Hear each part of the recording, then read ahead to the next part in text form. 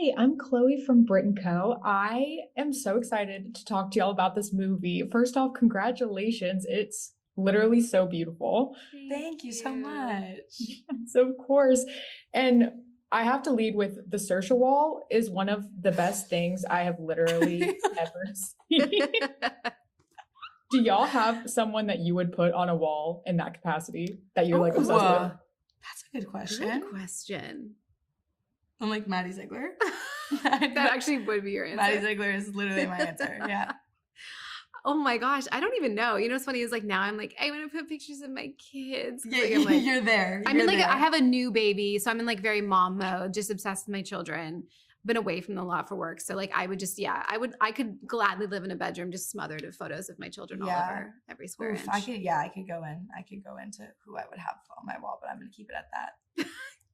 Yeah, honestly, I feel like that's how it is when I go into my mom's house. I'm just like, whoa, so many pictures of you.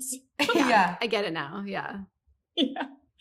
Maisy, I love seeing your scenes that you share with Aubrey Plaza. They're so electric and just so incredible to watch. What was it like working with her? And I have to ask if either of you made the other one break at any point, since y'all are both so funny.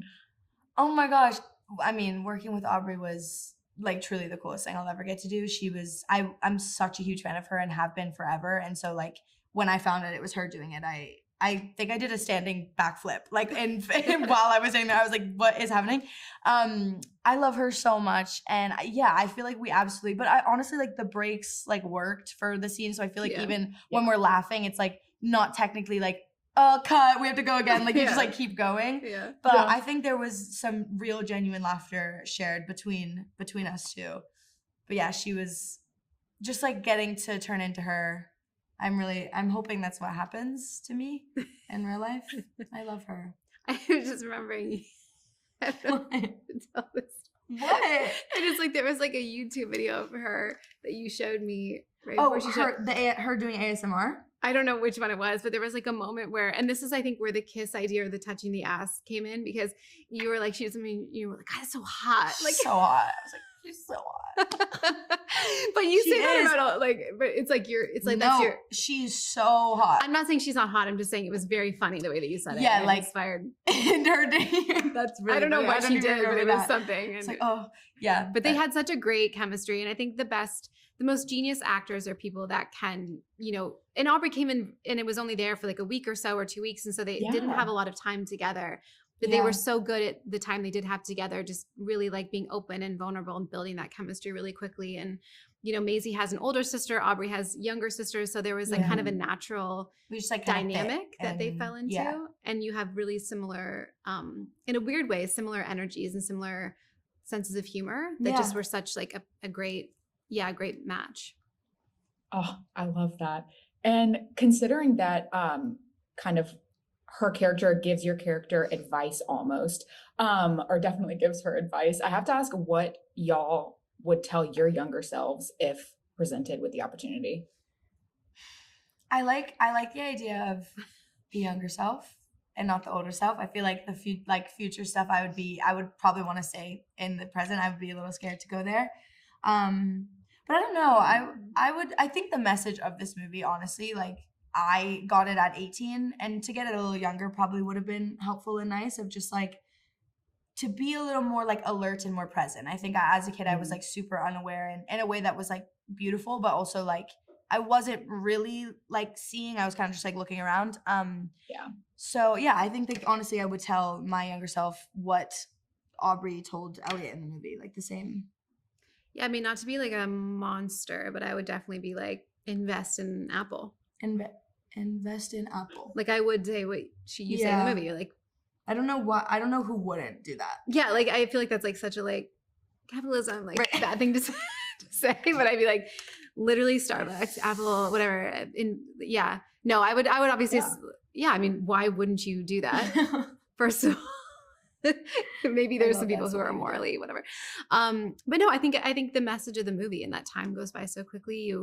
It's not forever. Everything changes all the time. Just a gentle reminder. But also I think it would be beautiful to go back and meet your younger self. That's like such a therapeutic thing. And just be reminded of like the pace of your life back then. And Yeah, there's so many layers to it. Someone should Yeah. make a movie about that. Someone kind should of make a movie about conversation. that. Fuck, we could go so dark with that. So on the opposite side, is there a question that you would want to ask your future self, or are we strictly just the present? I mean, Oh, I think God. that it's like not, there's not one, like you could go really dark and really deep, and me personally would go really dark and really deep.